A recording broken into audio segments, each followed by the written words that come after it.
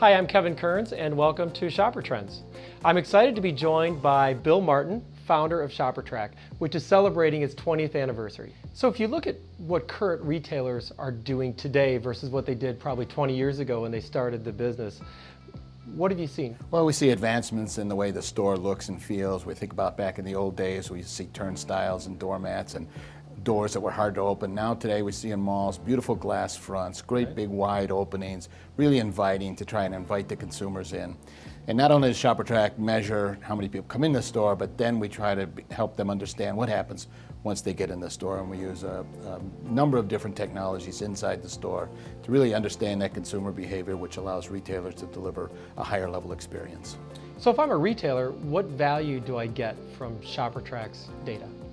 Well, the most important thing that we've learned over time is that retailers begin to realize that there's way more shoppers in their store than they ever imagined, and that their conversion rate is a little bit lower than they would hoped.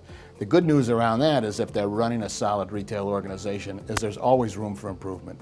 So if you can move that conversion rate just 1% higher than what you did yesterday, you're providing incremental profit and incremental sales to the stores.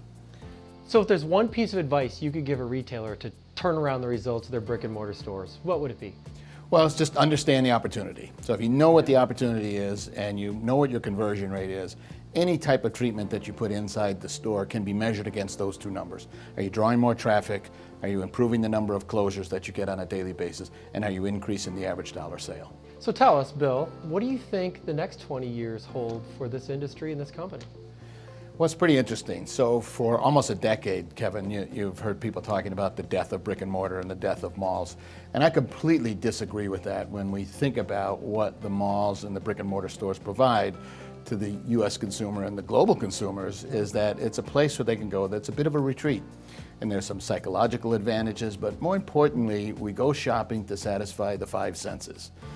And quite frankly, that's never going to change regardless of the technology that we have around. We're going to want to see quality, we want to see size, we want to see color, shape, taste, smell. All of those things are important. And when we associate those senses with anything else, brick and mortar is the lead.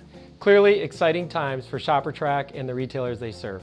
Thanks for joining us in this edition of Shopper Trends, and we'll see you next time.